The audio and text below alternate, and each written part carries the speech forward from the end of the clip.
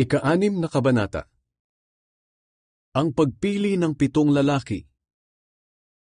Nang mga panahong iyon, dumarami na ang mga tagasunod ni Jesus. Nagreklamo ang mga Hudyong nagsasalita ng Griego laban sa mga Hudyong nagsasalita ng Hebreo. Ito'y sa dahilang hindi nabibigyan ng pang-araw-araw na rasyon ang kanilang mga byuda. Kaya ipinatawag ng 12 apostol ang lahat ng tagasunod ni Jesus at sinabihan sila, "Hindi mabuting pabayaan namin ang pangangaral ng salita ng Diyos para mag-asikaso lang ng material na mga tulong.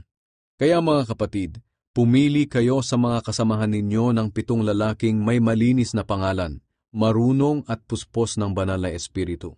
Sila ang pamamahalain natin sa mga material na tulong.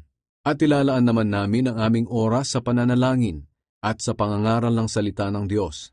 Sumang-ayon ang lahat ng mga mananampalataya sa sinabi ng mga apostol.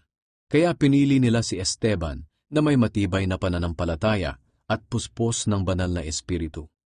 Pinili rin nila sina Felipe, Prochorus, Nicanor, Timon, Parmenas at Nicolas na taga-Antioch.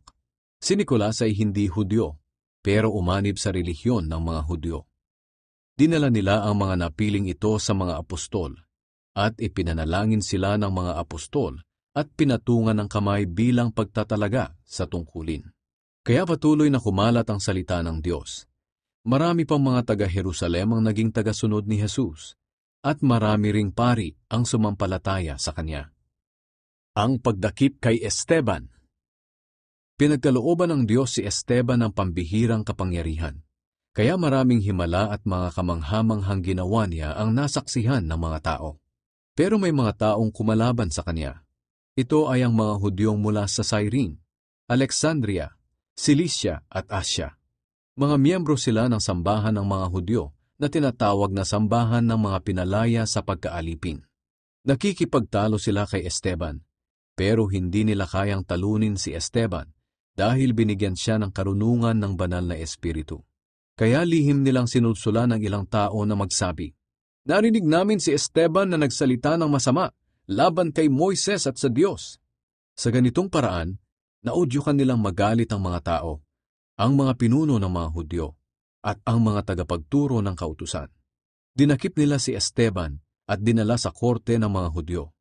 Mayroon din silang pinapasok na ilang tao para tumestigo ng kasinungalingan laban kay Esteban. Sinabi nila, "Ang taong ito ay palaging nagsasalita ng laban sa ating sagradong templo at sa kautusan ni Moises. Narinig naming sinabi niya na ang ating templo ay gigibain ni Jesus na taga Nazaret at papalitan niya ng mga kaugaliang iniwan sa atin ni Moises."